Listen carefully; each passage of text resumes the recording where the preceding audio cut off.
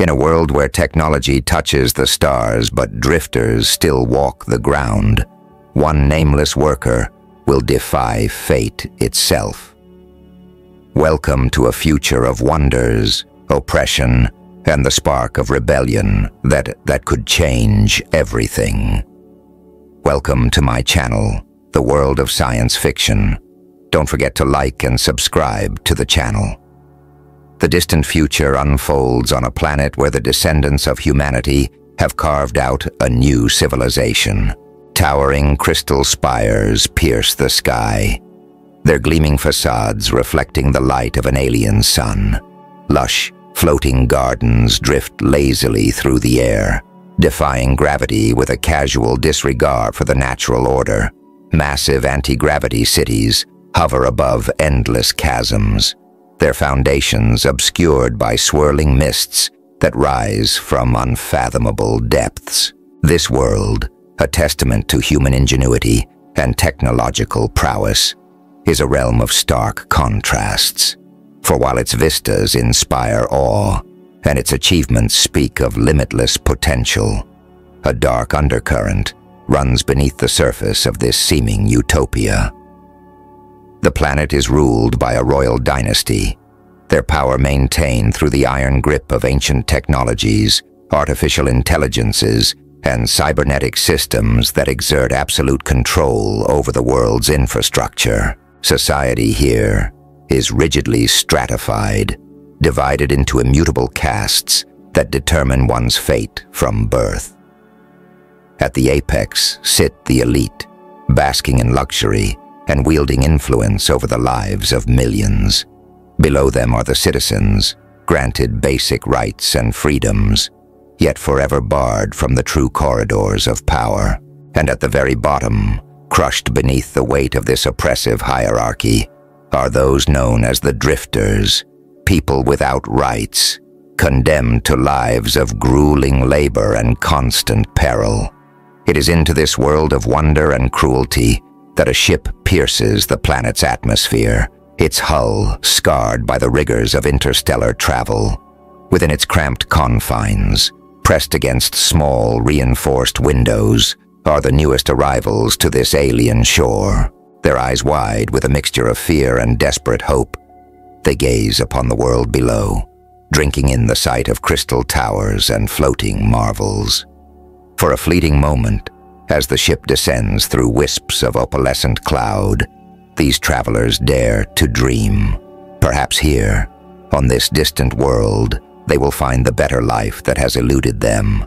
Perhaps here, amidst such grandeur and technological marvels, there will be a place for them to thrive, to build futures free from the hardships they've known. But such dreams are as fragile as spun glass, and just as easily shattered. The ship touches down with a bone-jarring thud, and reality crashes in with brutal swiftness. Armored figures stride up the gangway, their faceless helmets hiding any trace of empathy or compassion. Rough hands seize the new arrivals, dragging them from the ship's confines and into a harsh, unforgiving light. "Move it, drifters," a mechanically amplified voice barks. "Processing begins now. Resist, and you'll wish you died in transit." One by one, the new arrivals are branded, the searing pain of the mark that will define their existence from this moment forward, eliciting cries of anguish. Names are stripped away, replaced by alphanumeric designations. Dreams of freedom and opportunity evaporate like morning dew beneath the merciless glare of this world's true face. In the distance, beyond the landing pad and the processing facility, the crystal spires still gleam. The floating gardens still drift on unseen currents. But for these newest drifters, such wonders might as well be on another planet entirely. Their world has shrunk to the confines of their designation, to the grueling labor that awaits in mines, factories, and other hazardous corners of this supposed paradise. Amidst the chaos and despair of this arrival, a figure stands apart. Not a new arrival, but one born into this system of oppression. Yarek, a drifter since birth, watches the processing with eyes hardened by a lifetime of servitude. Raised in the massive factories of the mega-city, Nethra, he has never known true freedom. Yet something in him rebels against the injustice he witnesses. A spark of defiance, carefully hidden beneath a mask of compliance. Yarek's gaze lingers on the new arrivals, noting the way hope dies in their eyes, replaced by the dull acceptance he sees mirrored in the faces of his fellow drifters every day. He wants to speak, to offer some word of comfort or solidarity, but he knows better. Here, in the drifter of the Crystal Towers, such gestures are dangerous luxuries. A rough shove from behind breaks Yarek from his reverie. "Back to work, technician," a guard growls. "Those anti-grav platforms won't repair themselves." With a barely perceptible nod, Yarek turns away from the scene of crushed dreams and broken spirits. He makes his way to the edge of a yawning chasm where a narrow bridge stretches out into seeming nothingness. Far below, hidden by roiling mists, the planet's true surface lies unreachable and unknown. Yarek steps out onto the bridge, feeling the familiar thrum of anti-gravity technology beneath his feet. His hands move with practiced efficiency, checking connections and replacing worn components. It's delicate, dangerous work. One misstep, one faulty repair, and he'd plummet into the abyss. But for Yarek, this precarious existence is all he's ever known. As he works, Yarek's mind wanders. He thinks of the new arrivals, of the lives they've left behind, and the harsh reality that now awaits them. He thinks of the vast gulf that separates the drifters from the glittering elites who benefit from their labor.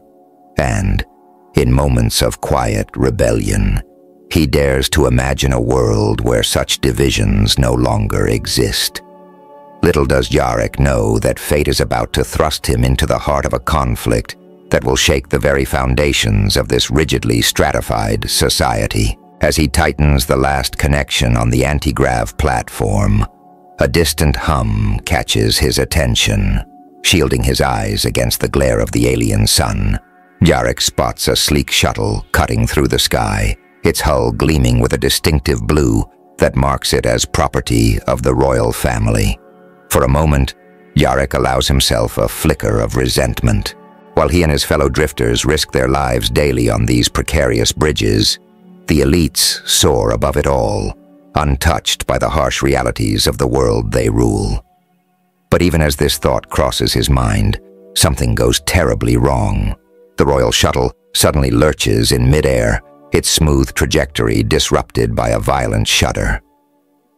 Yarek watches in horror as the vehicle begins to lose altitude, spiraling downward with increasing speed. Emergency magnetic locks engage, halting the shuttle's descent mere meters from the yawning chasm below. But even from his position on the bridge, Yarek can see that the locks are failing, their hold on the shuttle weakening with each passing second. Time seems to slow as Yarek processes the situation. He knows that official help will arrive too late. The shuttle and its occupants will plunge into the abyss long before a rescue team can reach them. In that moment, a choice presents itself. Turn away, preserve his own safety, and allow fate to take its course, or act, risking everything to save lives that society deems infinitely more valuable than his own. Yarek hesitates for only a heartbeat before his body is in motion. He sprints along the narrow bridge, his feet sure despite the perilous drop on either side. As he runs, he grabs tools from his belt, his mind already racing through the steps needed to stabilize the failing magnetic locks. Reaching the shuttle, Yarek works with frantic precision. His hands move in a blur, bypassing safety protocols and rerouting power to strengthen the magnetic field holding the vessel in place. Sweat beads on his brow, every second feeling like an eternity as the shuttle groans and shifts above the chasm. With a final surge of power, the magnetic locks stabilize. The shuttle's descent halts, but Yarek knows the danger is far from over. The vessel's integrity has been compromised, and it could still break apart at any moment. Taking a deep breath, he forces open the shuttle's emergency hatch and pulls himself inside. The interior of the Royal Shuttle is a stark contrast to the utilitarian bridges and platforms Yarek is used to. Plush seats and gleaming control panels speak of a level of luxury he's never experienced. But there's no time to marvel at the opulence. His eyes quickly find the shuttle's occupants. 2 children, their blue skin marking them unmistakably as members of the royal bloodline. The young prince and princess cower in their seats, eyes wide with terror. For a moment they recoil from Yarek, their ingrained prejudices causing them to shrink away from this drifter who has invaded their sanctuary. "It's all right," Yarek says, his voice low and urgent. "I'm here to help, but we need to move quickly," while he reaches out. And after a moment's hesitation, the children take his hands, as gently as he can. Given the urgency of the situation, Yarek guides them to the open hatch. The princess whimpers as she looks down at the chasm below, but Yarek's steady presence gives her the courage to follow his lead.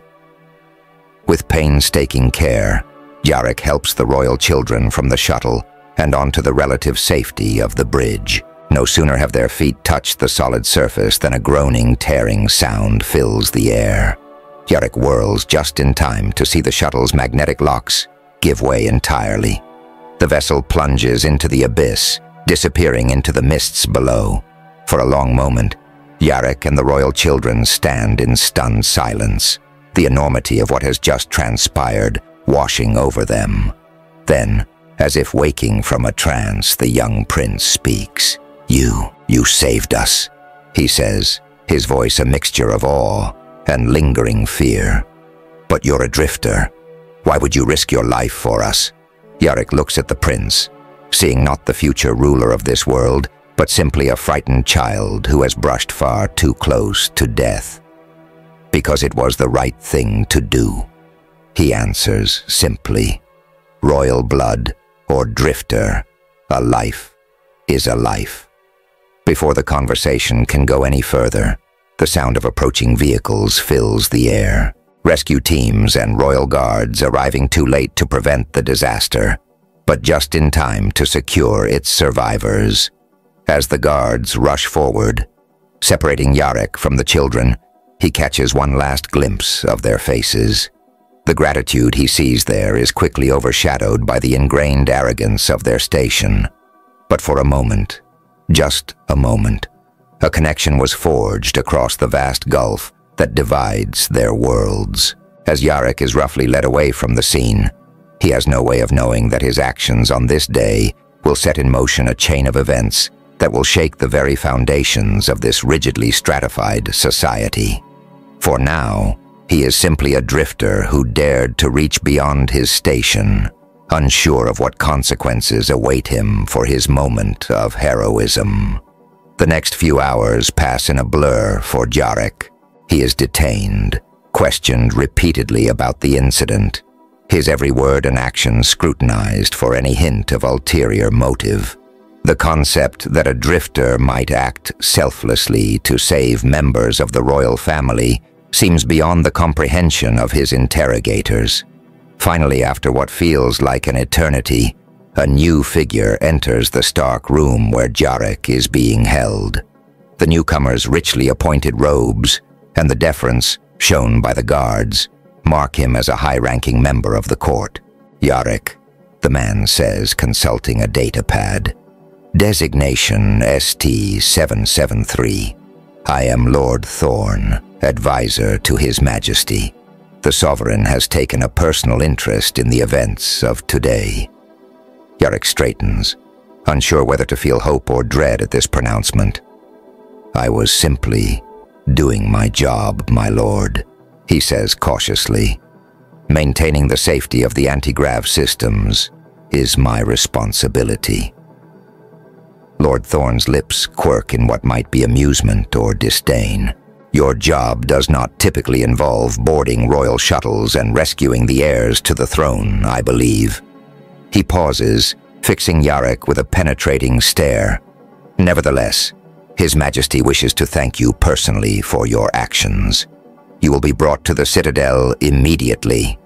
As Jarek is led from the detention center and into awaiting transport, his mind races. A drifter brought to the Royal Citadel. It's unprecedented, a violation of the rigid social barriers that have defined his entire existence. Part of him wants to refuse, to retreat to the relative safety of his familiar world of bridges and repair work. But a deeper part, the part that drove him to act in the first place, pushes him forward into the unknown. The journey to the Citadel is a revelation in itself. As the transport rises above the industrial sectors where Jarek has spent his life, he gets his first true glimpse of the world of the elite. Gleaming towers stretch impossibly high, their surfaces alive with holographic displays and darting personal vehicles. The floating gardens he's only seen from a distance reveal themselves as havens of alien and terrestrial flora, tended by automated systems that dance through the air like mechanical hummingbirds. And then, dominating it all, the Royal Citadel comes into view, a masterpiece of crystalline architecture and anti-gravity engineering. It hangs, suspended above the tallest spires of the city, a glittering symbol of power and technological mastery. As the transport docks with one of the Citadel's lower levels, Jarek feels a moment of vertigo that has nothing to do with the dizzying height. He's about to step into a world so far removed from his own that it might as well be another planet entirely. Guided by silent guards, Jarek is led through corridors of breathtaking beauty. Artwork from a dozen worlds adorns the walls, and under different circumstances, he would be tempted to stop and stare in wonder. But the weight of his situation presses down on him, reminding him with every step that he doesn't belong in this rarefied atmosphere. Finally, they reach a set of towering doors, intricately carved with scenes from the planet's history. With a soft hiss, the doors part, revealing the throne room beyond. Horek's escorts motion for him to enter, remaining behind as the doors seal shut once more. The throne room is a cathedral of light and drifter, its vaulted ceiling lost in the play of holographic displays that mimic the sky above. At its far end, seated upon a dais that seems to float above the polished floor, is the sovereign himself. Flanking the throne are the two children Jarek rescued, their young faces a mixture of curiosity and thinly veiled disdain. As Jarek approaches, forcing himself to keep his gaze lowered in deference, the sovereign speaks. His voice is rich and resonant, filling the vast chamber effortlessly. So, this is the drifter who saved my children. Approach, and let me look upon you properly. Jarek moves closer, his heart pounding. When he's mere meters from the dais, he risks glancing up, meeting the sovereign's gaze for the first time. What he sees there is not the gratitude he might have hoped for, nor the contempt he had feared.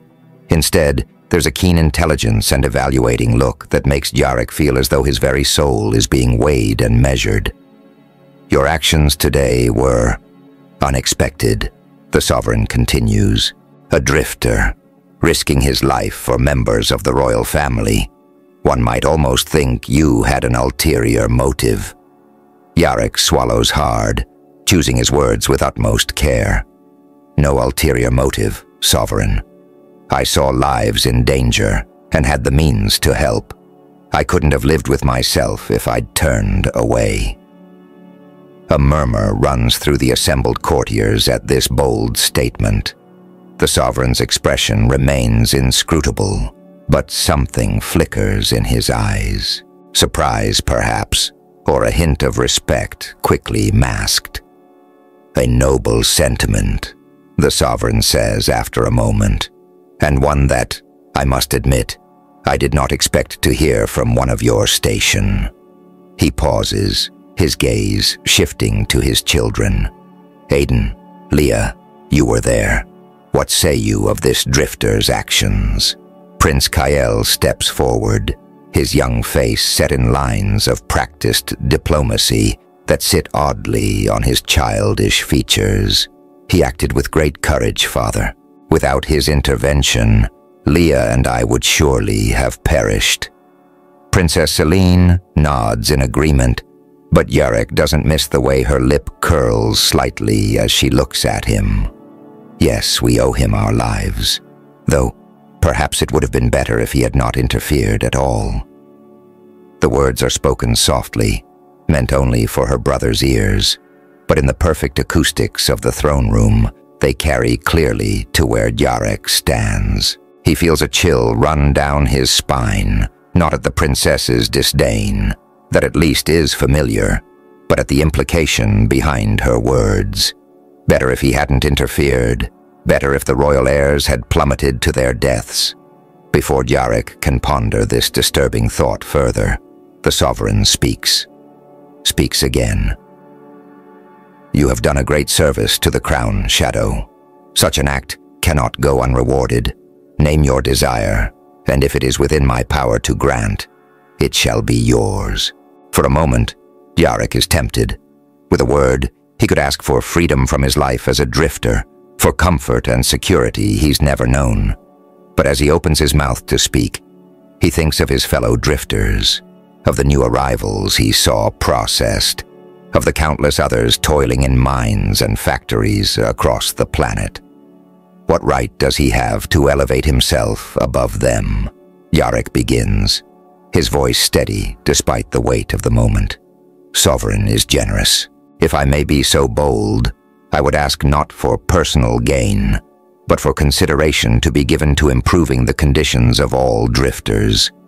Perhaps a review of safety protocols in our work environments, or access to better medical care for those injured in service to the realm." A hush falls over the throne room at Yarek's words. The sovereign's eyebrows rise, genuine surprise evident on his face for the first time. The courtiers exchange glances, some intrigued, others clearly affronted by the audacity of this drifter who dares to speak on behalf of his entire caste.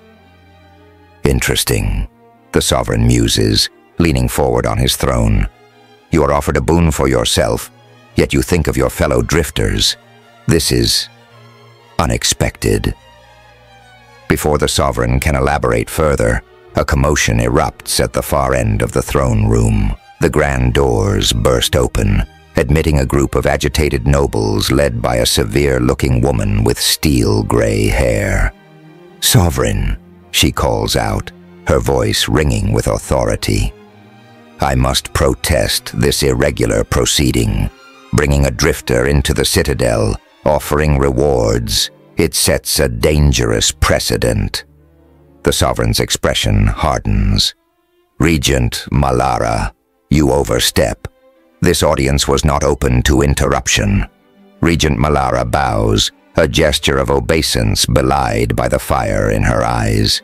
"Forgive me, sire, but matters of state security cannot wait. This drifter's presence here is a threat to everything we've built. Who knows what unsavory elements might have put him up to this supposed act of heroism?" As the argument unfolds, Yarek stands frozen, acutely aware of his precarious position. He can feel the mood of the room shifting, the initial curiosity about his actions giving way to suspicion and barely veiled hostility. Prince Kael and Princess Celine, still flanking the throne, exchange whispers. Their earlier gratitude seems to have evaporated, replaced by the haughty disdain more typical of their interactions with drifters. "Father," Aiden speaks up, his young voice carrying a hint of the authority he will one day wield. "Perhaps Regent Malara has a point. It was unsettling to be touched by a drifter, even in the course of rescue. Surely there are more appropriate ways to reward good behavior from the lower castes." The Sovereign holds up a hand, silencing the growing murmurs. His gaze locks onto Yarrick, who forces himself to meet those piercing eyes. "You've given us much to consider, Shadow," the Sovereign says, his tone measured. "For now, you'll be our guest here in the Citadel while we determine the most appropriate response to your actions. Guards, escort him to suitable quarters. Ensure he is comfortable and secure." As Yarrick is led away, his mind reels. What began as a simple act of heroism has thrust him into a world of Citadel intrigue and simmering tensions he never imagined. The last thing he sees before the throne room doors close behind him is the calculating look on Regent Malara's face, a look that sends a chill down his spine. In the corridors of power, Yarrick soon learns gratitude is a currency quickly spent. The suitable quarters he's escorted to are luxurious by Drifter standards, but the locked door and ever-present guards make it clear that he's as much a prisoner as a guest. Days pass in a blur of uncertainty. Yarrick is questioned repeatedly by stern-faced officials, each interview probing for hidden motives or connections to dissident groups. He answers truthfully, but can sense the growing frustration of his interrogators. They seem unable to comprehend that a drifter might act purely out of compassion and duty. In rare moments of solitude, Yarrick's thoughts turn to the world outside the Citadel walls. He wonders about his fellow drifters, about the dangerous work that continues in his absence. The opulence surrounding him feels like a mockery of the harsh conditions his people endure daily. On the 5th day of his confinement, an unexpected visitor arrives.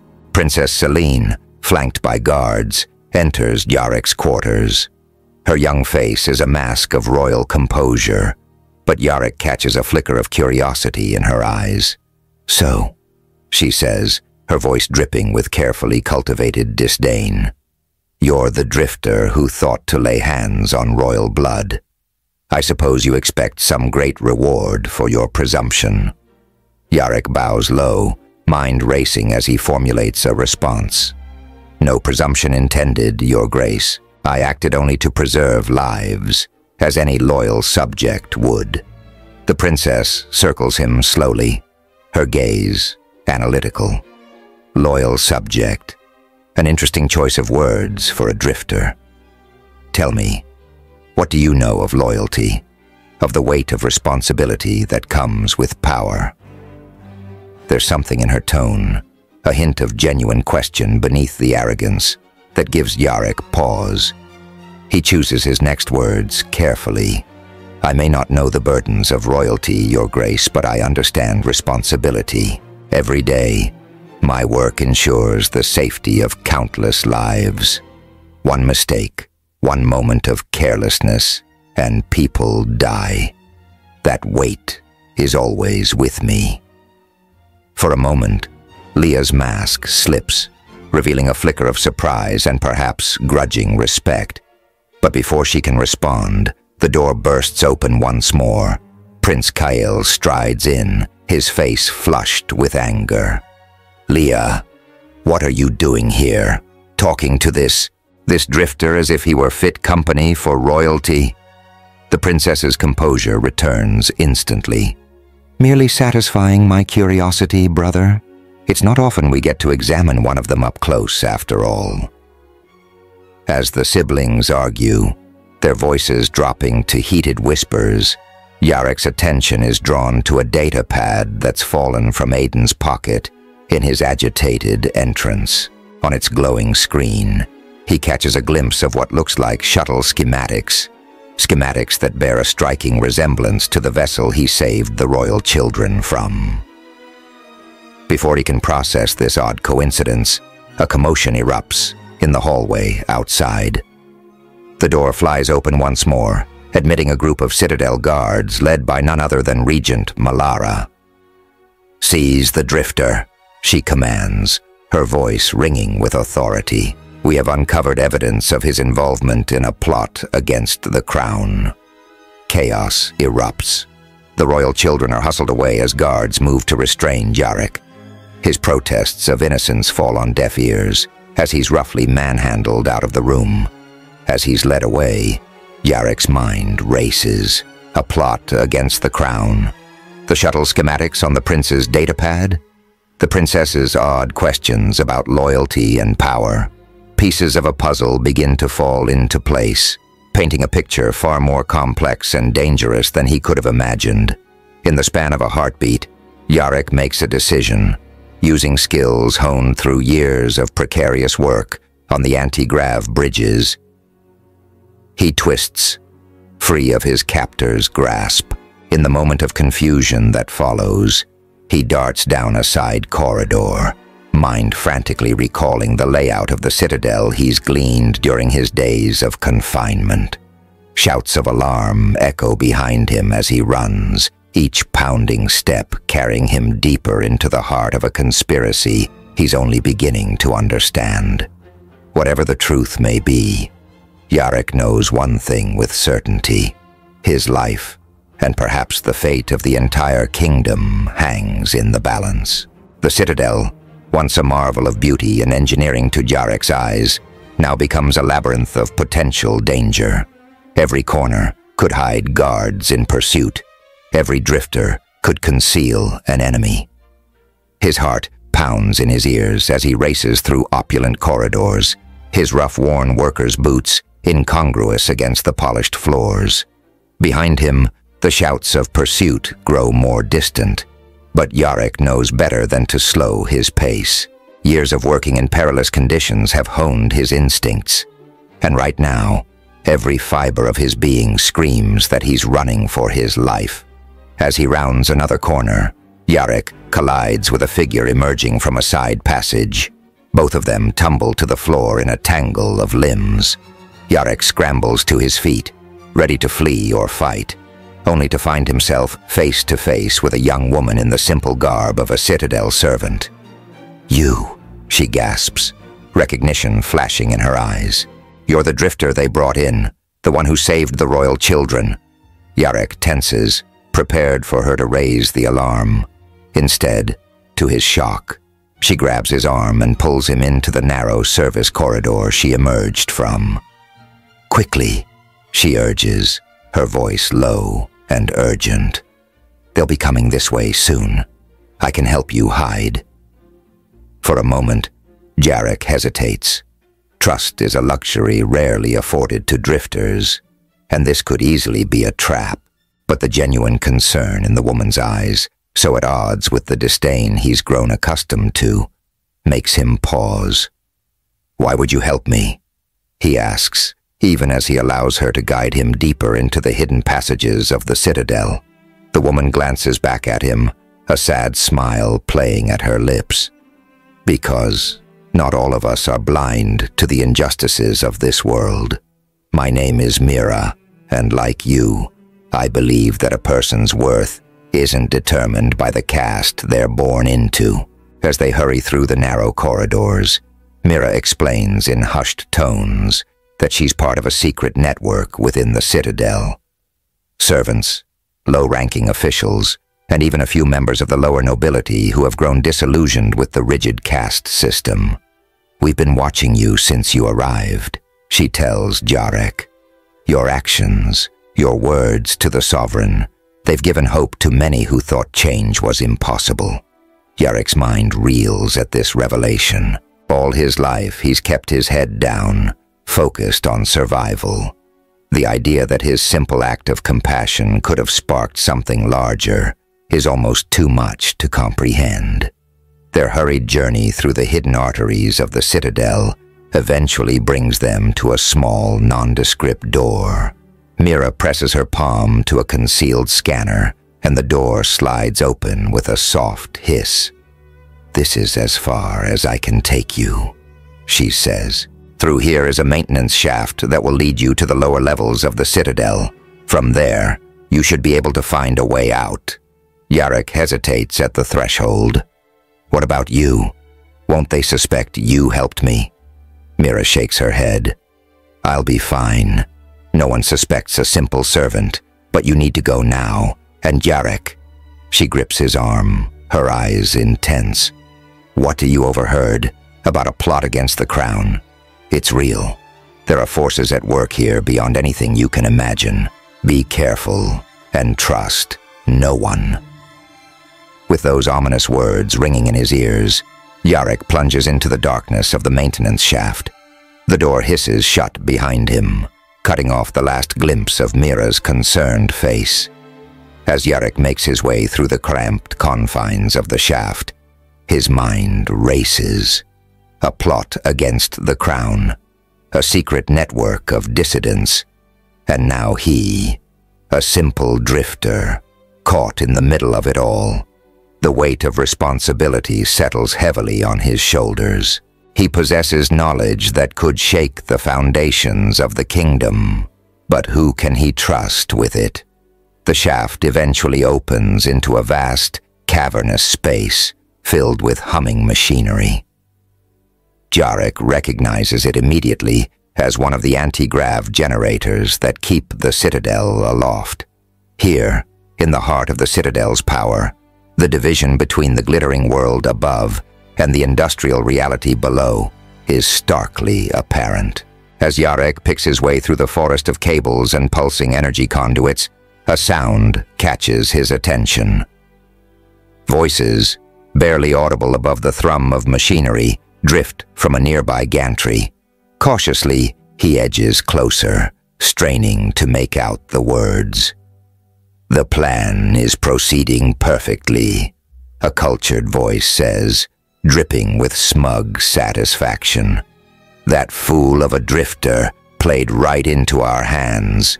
With him to take the fall, no one will look too closely at the true architects of the young royal's demise.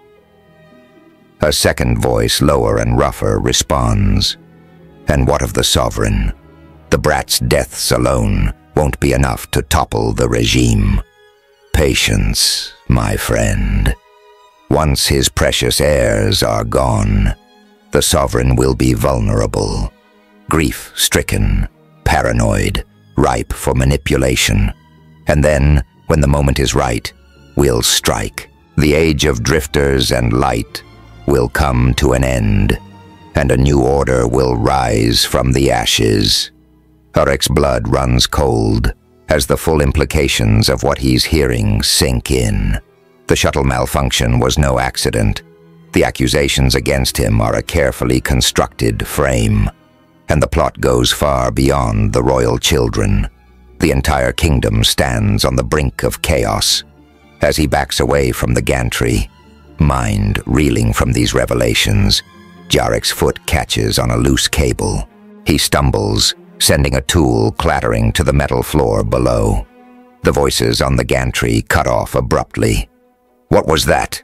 the rough voice demands. "Check it out now." Heart pounding, Yarek turns to flee, knowing that discovery now would mean certain death.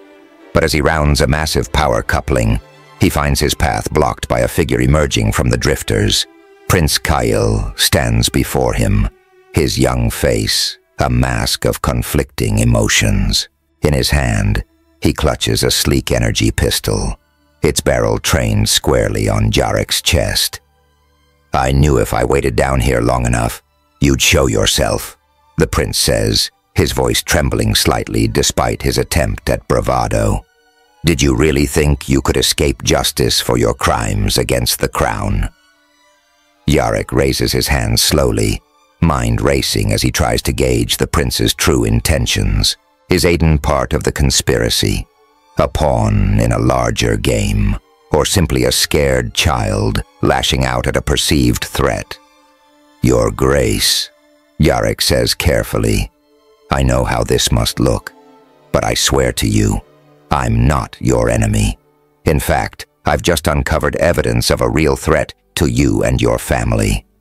Aiden's grip on the pistol tightens. More lies from a drifter. "You'll say anything to save your own skin." "Then why did you come alone?" Yarek counters, a sudden realization striking him. If you truly believed I was a threat, you'd have brought guards. You're here because some part of you doubts the story they're telling about me.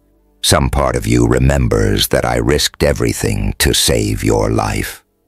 The prince's resolve wavers visibly, conflict playing across his features. I don't know what to believe anymore, he admits, the practiced royal demeanor cracking to reveal the uncertain child beneath. Everything's happening so fast, and no one will tell me the truth. They all treat me like I'm too young to understand, but I know something's wrong. I can feel it. Yarek takes a cautious step forward, hands still raised. Then let me help you uncover the truth, Your Grace. What I overheard just now, there's a plot against your family, against the entire kingdom. But we can stop it if we work together. For a long moment, the fate of the kingdom hangs in the balance as Prince and Drifter regard each other. Then, slowly, Aiden lowers the pistol. I don't trust you, he says bluntly, but I trust those plotting against my family even less. So talk, Drifter. Tell me everything you know. As Yarek begins to recount the fragments of conspiracy he's pieced together, neither he nor the young prince notice the Drifter detaching itself from a nearby pillar. Silently, Princess Selene steps into view, her face a mask of grim determination as she takes in the unlikely alliance forming before her. In the depths of the citadel, far from the glittering halls above, the seeds of revolution are sown. A Drifter, a prince, and a princess. 3 souls from vastly different worlds, united by the tangled threads of fate and the looming specter of a threat that could reshape their entire society. As Yarek finishes recounting what he's learned, Prince Kael's young face is a storm of emotions. Shock, anger, and a growing resolve that makes him seem far older than his years. I knew something was wrong, the prince says, his voice low and intense. The way the adults have been acting, the whispered conversations that stop when Leah or I enter a room. But this... He shakes his head, struggling to comprehend the magnitude of the betrayal. How could they do this? To us, to the kingdom? Power corrupts, Your Grace, Yarek replies softly, and those who have tasted it often hunger for more, no matter the cost. A quiet voice breaks into their conversation. He's right, you know. Both Yarek and Aiden whirl to see Princess Selene stepping out of the Drifters, her face a mask of grim determination. Leah, Aiden exclaims. How long have you been there? What are you doing down here? The princess regards her brother with a mixture of affection and exasperation. I've been following you, of course. Did you really think you could sneak out of your quarters without me noticing? We may be in danger, Aiden, but that doesn't mean you get to play the hero alone. Yarek watches the interaction between the royal siblings with a growing sense of unease. The casual way they speak of danger and intrigue is a stark reminder of the vast gulf between their world and his. Yet there's a vulnerability in their young faces that tugs at his conscience, reminding him of why he acted to save them in the first place. Your Highnesses, Yarek interjects carefully. I understand this is a lot to take in, but we don't have much time. If what I overheard is true, the conspirators could be moving against your father at any moment. Princess Selene's eyes narrow as she scrutinizes Yarek. And why should we trust you, Drifter? For all we know, this could be an elaborate ruse to manipulate us. Because he saved our lives once already, Aiden counters, surprising Yarek with his vehemence. And because everything he said fits with the odd behavior we've been noticing. Leah, you know something's wrong. You felt it, too. The princess hesitates, then nods reluctantly. Fine. But if this is a trick, Drifter, I'll personally see to it that you spend the rest of your days in the deepest, darkest mineshaft on this planet. Jarek suppresses a shudder at the casual way she delivers the threat. Understood, Your Grace. Now we need to get to your father. He's the only one with the authority to act on this information quickly enough to make a difference. That won't be easy, Aiden says, his brow furrowing in concentration. The Sovereign is constantly surrounded by advisors and guards, many of whom could be part of this conspiracy. Then we'll have to be clever, Leah declares, a spark of determination igniting in her eyes. Jarek, you know the hidden passages of the Citadel now. Can you get us to the royal quarters unseen? Jarek nods, impressed, despite himself, by the young princess's quick thinking. I believe so, Your Grace. But once we're there, we'll need a way to speak to the Sovereign privately. Leave that to us, Aiden says, exchanging a meaningful look with his sister. We may be children in their eyes, but we're still royalty. We have a few tricks up our sleeves. As the unlikely trio begins to make their way through the labyrinthine underbelly of the Citadel, Jarek can't help but marvel at the strange turns his life has taken. Just days ago, he was a nameless drifter, toiling on the edge of oblivion. Now he finds himself at the center of a conspiracy that threatens to tear apart the very fabric of their society.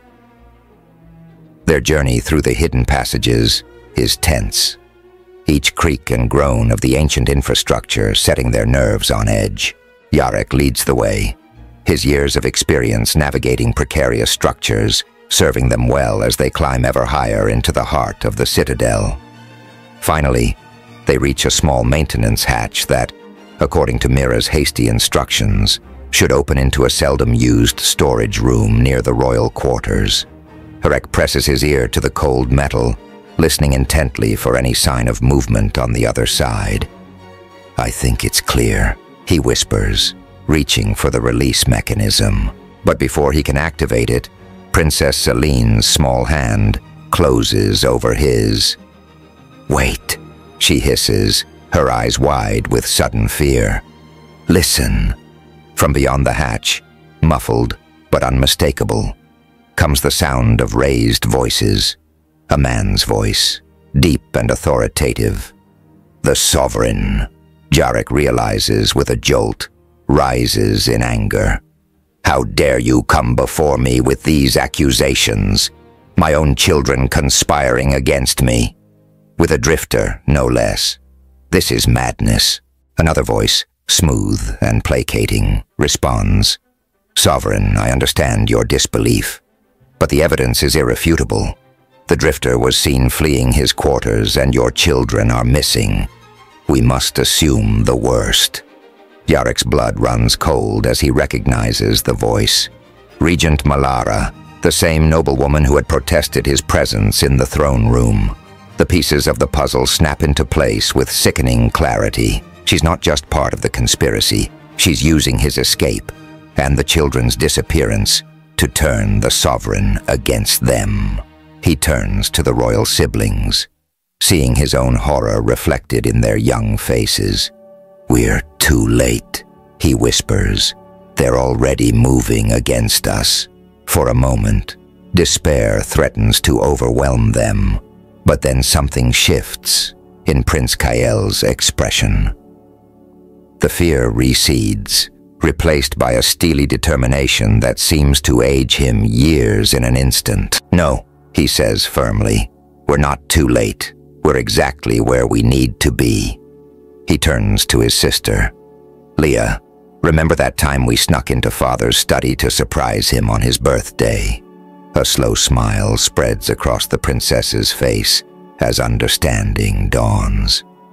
The secret door behind the tapestry, she breathes.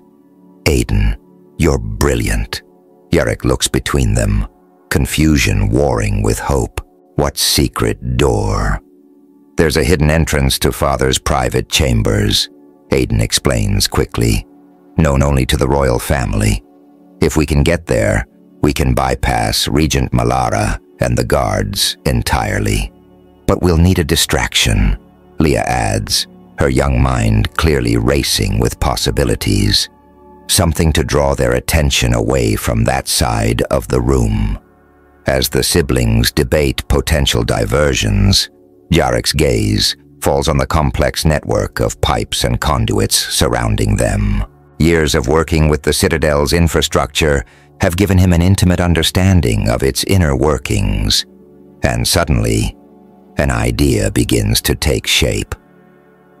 "Your Highnesses," he interrupts, a hint of his old confidence returning to his voice. "I think I might have a solution, but you'll have to trust me completely." The royal children exchange a glance, years of shared experiences and unspoken communication passing between them in an instant. Then, as one, they turn back to Jarek and nod. "Tell us what to do," Prince Kael says simply. As Jarek outlines his plan, he marvels at the strange turns of fate that have brought him to this moment. A drifter plotting with the heirs to the throne to save a kingdom that has never shown him anything but disdain. Yet as he looks at the determined faces of these young royals, he feels a flicker of hope for the future, a hope that perhaps, just perhaps, the rigid barriers that have defined their society for so long might finally be ready to crumble. With swift, practiced movements, Jarek begins to manipulate the complex network of pipes and conduits surrounding them. His fingers dance over control panels and reroute power flows with the expertise born of years spent maintaining the Citadel's intricate systems. "When I give the signal," he explains to the wide-eyed royal siblings, "every environmental system in the East Wing will go haywire. Lights, temperature, even artificial gravity. It'll be chaos." Prince Kael nods, his young face set with determination. "And in that chaos, Leah and I can slip into Father's chambers unnoticed." "Exactly," Jarek confirms. "But timing is crucial. Once the systems go down, you'll only have a few minutes before they manage to reset everything." Princess Celine's brow furrows. "What about you? Won't you be coming with us?" Jarek shakes his head, a sad smile playing at his lips. "I can't, Your Grace. Someone needs to stay here and keep the systems disrupted for as long as possible. And besides," he adds with a touch of his old wry humor, "I doubt the Sovereign would react well to a drifter bursting into his private chambers." The siblings exchange a glance, years of unspoken communication passing between them in an instant. Then, to Jarek's surprise, they both step forward and clasp one of his hands in theirs.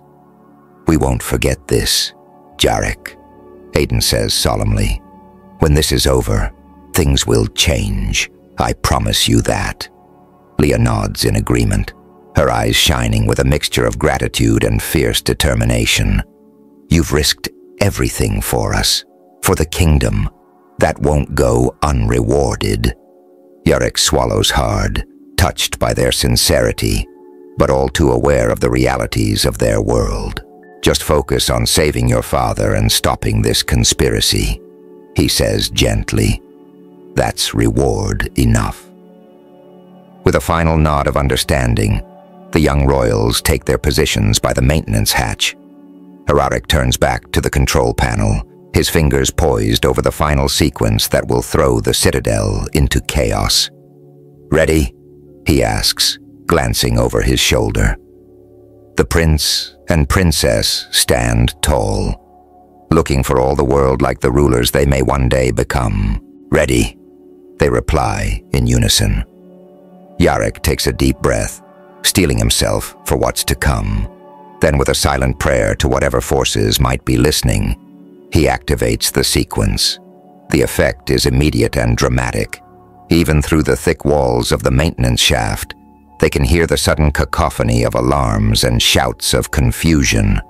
The lighting in their small space flickers wildly, and for a heart-stopping moment, they feel the disorienting lurch of fluctuating gravity.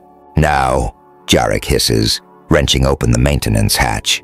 Aiden and Leah waste no time. With a grace that belies their young age, they slip through the opening and into the chaos beyond. The last Jarek sees of them is a flash of Leah's determined face as she pulls the hatch closed behind them. Left alone in the suddenly quiet maintenance shaft, Jarek allows himself a moment of doubt.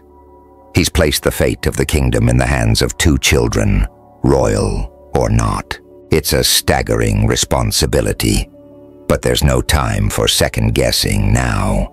With grim determination, he turns back to the control panel, ready to wreak further havoc on the Citadel systems, if needed, to buy the young royals more time.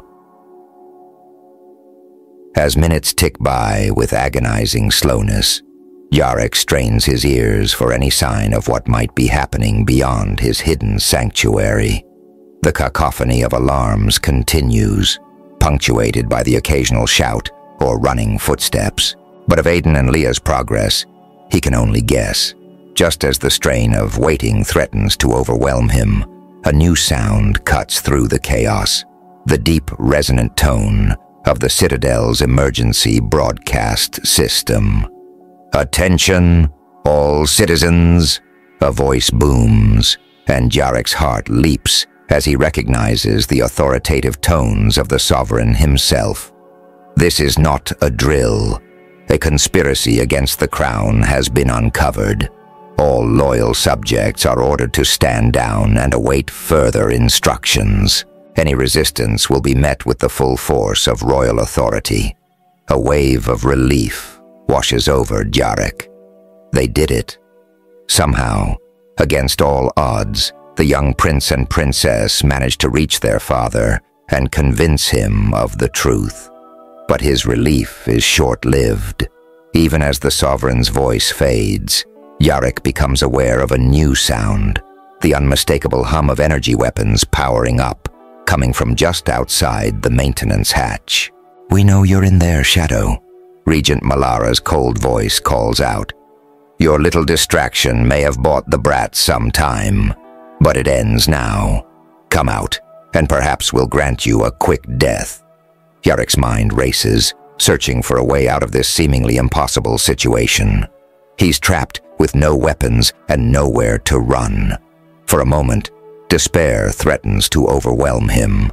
But then, unbidden, he remembers the looks of trust on Aiden and Leah's faces. He thinks of Naira and the network of dissidents willing to risk everything for a chance at a better world. And he realizes that win or lose, he's already been part of something greater than himself. With a grim smile, Jarek reaches for the control panel one last time. If he's going down, he'll go down fighting. "You want me, Regent Malara?"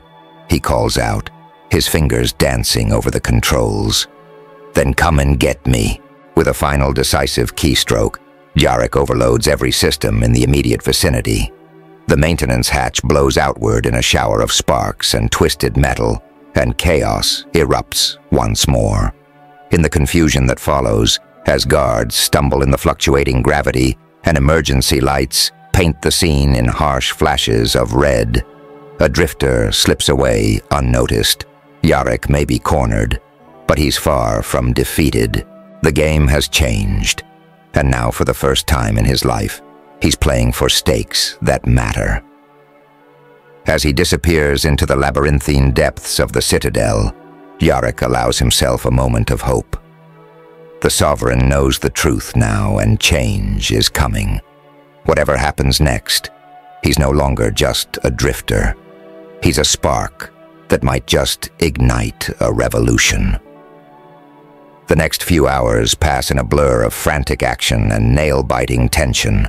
Jarek uses every trick he's learned in a lifetime of navigating dangerous situations, staying one step ahead of the guards and conspirators who hunt him through the Citadel's hidden passages and forgotten corridors. All around him, he can hear the sounds of conflict, shouts, the hum of energy weapons, the occasional explosion as loyalists and traitors clash throughout the massive structure. The Sovereign's announcement has thrown the delicate balance of power into chaos. and now the fate of the entire society hangs in the balance. As he pauses to catch his breath, in a dimly lit maintenance crawl space, Jarek's mind races.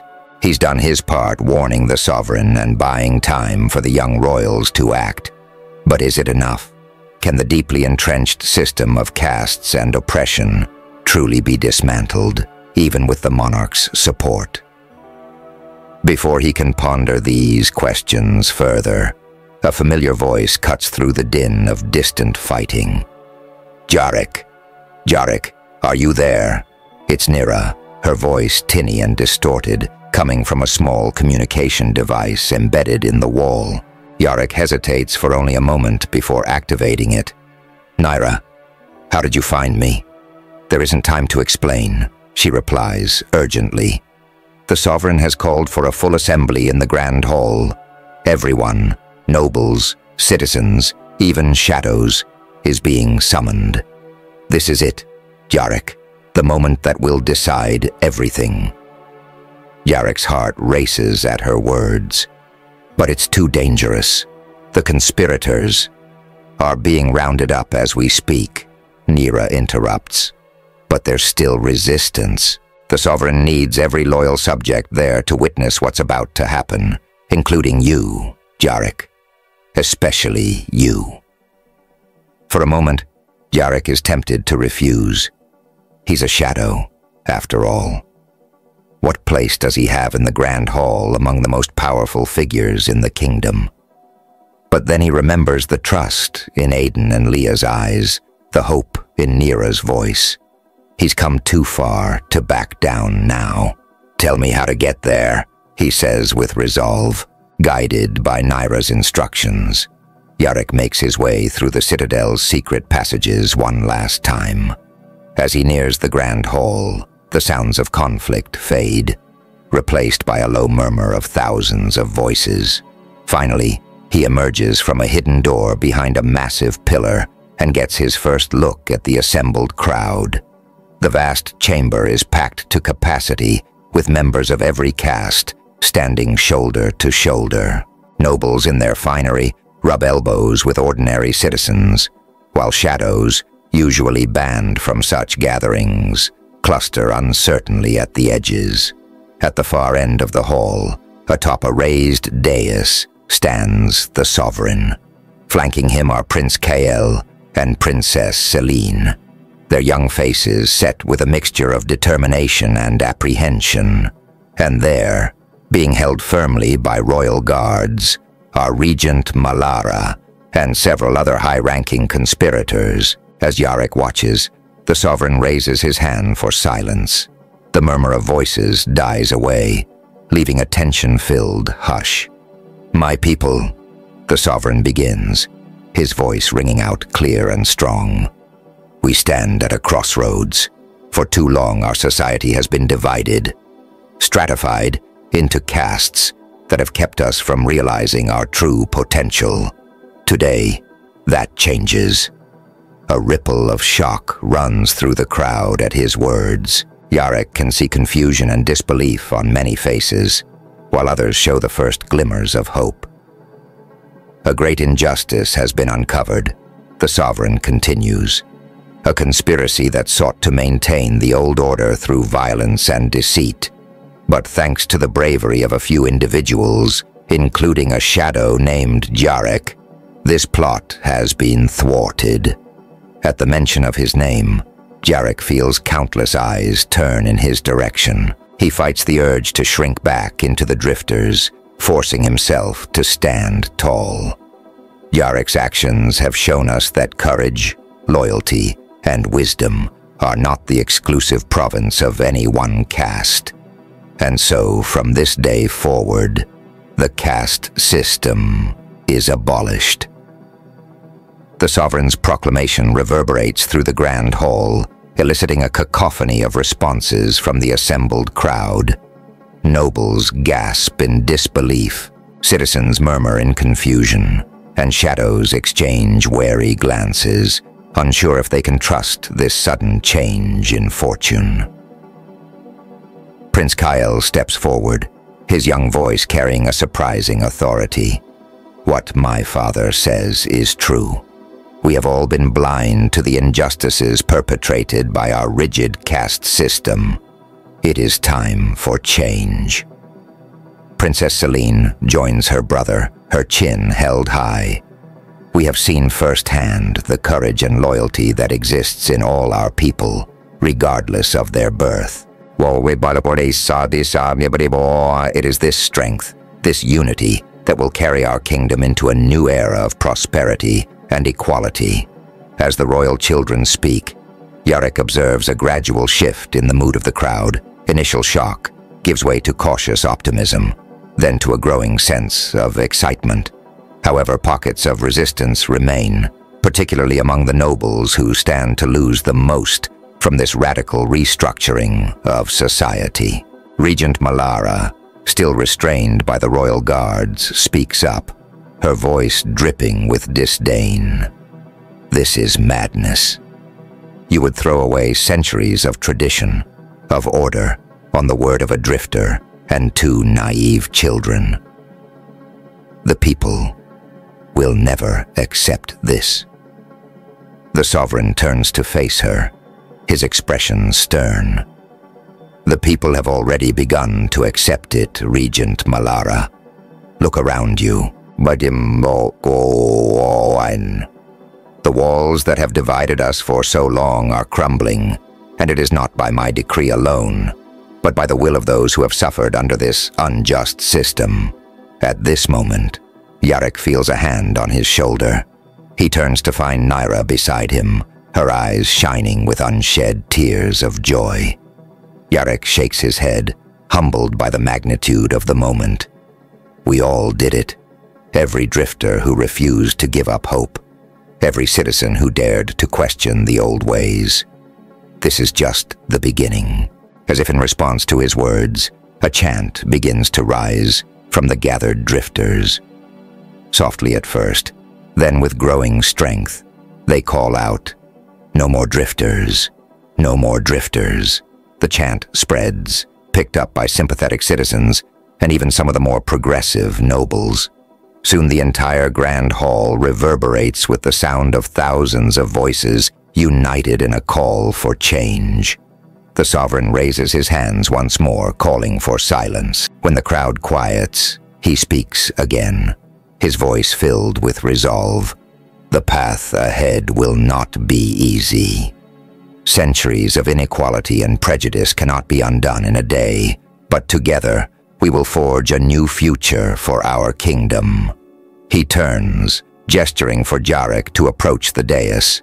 Hesitantly, acutely aware of the thousands of eyes upon him, Yarek steps forward. Yarek, the sovereign addresses him directly. Your actions have shown us the way forward.